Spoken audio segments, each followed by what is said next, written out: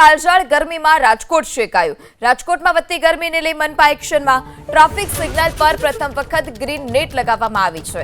City bus છે તેની અંદર પર પાણીની વ્યવસ્થા કરવામાં આવી। ભારે તાપથી બચવા માટે ફુવારાની પણ વ્યવસ્થા। ગઈકાલે રાજકોટમાં નોંધાયું હતું 42.7 ડિગ્રી તાપમાન। રાજકોટમાં બપોરના 1 વાગ્યાથી 4 વાગ્યા સુધી સિગ્નલ બંધ રાખવા પણ રાજકોટ મનપા તરફથી નિર્ણય કરાયો છે। રાજ્યમાં સૌથી વધુ રાજકોટ સહિત સૌરાષ્ટ્રની અંદર તાપમાન નોંધાઈ રહ્યું છે। મહાનગરપાલિકા દ્વારા સિટી બસની અંદર પીવાના પાણીની વ્યવસ્થા કરવામાં આવી રહી છે। જોઈ શકાય છે કે રાજકોટના ત્રિકોણબાગ ખાતે જેટલી પણ બસો આવે છે ત્યાં પીવાના પાણીની વ્યવસ્થા અંદર રાખવામાં આવી રહી છે। બીજી તરફ અહીંયા મહાનગરપાલિકા છે તેમના દ્વારા ગ્રીન નેટની સુવિધાઓ કરવામાં આવી છે। સાથે સાથે ફુવારાઓની પણ વ્યવસ્થાઓ કરવામાં આવી છે। ભારે તાપને લઈને લોકોને રાહત મળે તે પ્રકારની આખી વ્યવસ્થાઓ છે।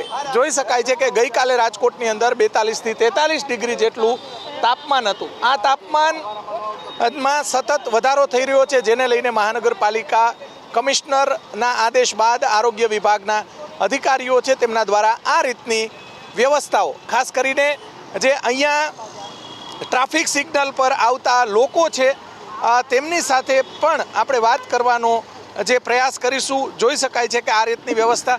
ભાઈ, તમે શું કહેશો? આ વ્યવસ્થા ખરેખર સારી બાબત કહી શકાય? ખૂબ જ સારી વસ્તુ છે અને આ સારું સ્ટેપ લીધું છે કોર્પોરેશને। તાપ બહુ પડે છે ત્યારે ગ્રીન નેટની સાથે ફુવારાની પણ વ્યવસ્થા છે। ફુવારાની વ્યવસ્થા તો છે નહીં, અત્યારે દેખાતી નથી। ફુવારા છે અત્યારે તો હજી તો શરૂઆત થઈ છે એટલે ખ્યાલ નથી આવતો, પણ જે કર્યું છે એ બહુ સારો સ્ટેપ લીધો છે। બરોબર। અને હજી તો અમે તો એવું કહીએ છીએ કે 12 થી એટલે 1 થી 4 રાખ્યું જ બંધ, 5 વાગ્યા સુધી બંધ રાખવું જોઈએ, કારણ કે હજી 5 વાગે પણ એટલો જ તાપ હોય છે ત્યારે। બરોબર। સિગ્નલ બંધ રાખવું જોઈએ। તમે દાદા શું કહેશો? કેવી વ્યવસ્થા થઈ છે। તડકો લાગે છે એ તડકો લાગે નહીં, અને અત્યારે તો ચોક્કસ ટ્રાફિક સિગ્નલ ઉપરાંત અહીંયા સિટી બસ સ્ટેન્ડ પણ ત્રિકોણબાગ ખાતે આવેલું છે। આ રીતની આખી વ્યવસ્થાઓ છે તે મહાનગરપાલિકા દ્વારા 1 થી 4 સિગ્નલ બંધ રાખવામાં આવ્યું છે, પરંતુ લોકોનું કહેવું છે કે તાપ 5 વાગ્યા સુધી હોય છે ત્યારે 5 વાગ્યા સુધી ટ્રાફિક સિગ્નલ બંધ રાખવામાં આવે।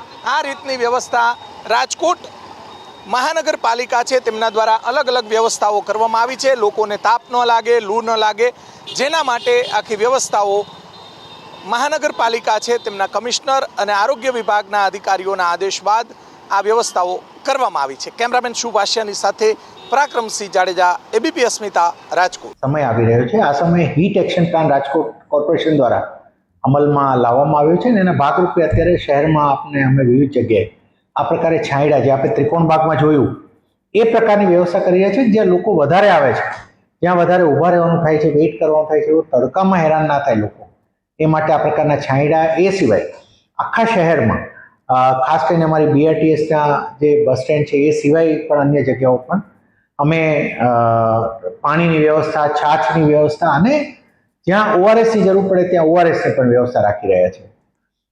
બધે કામના સમય પણ હવે બપોરના સમયે અમે આપ જાણતા હશો કે 1 થી 5 સુધી હવે સિગ્નલ ફ્રી આખા સિટીમાં કરી દીધું છે। કોઈ સિગ્નલમાં પણ ઊભું ના રહેવું પડે એ પ્રમાણે।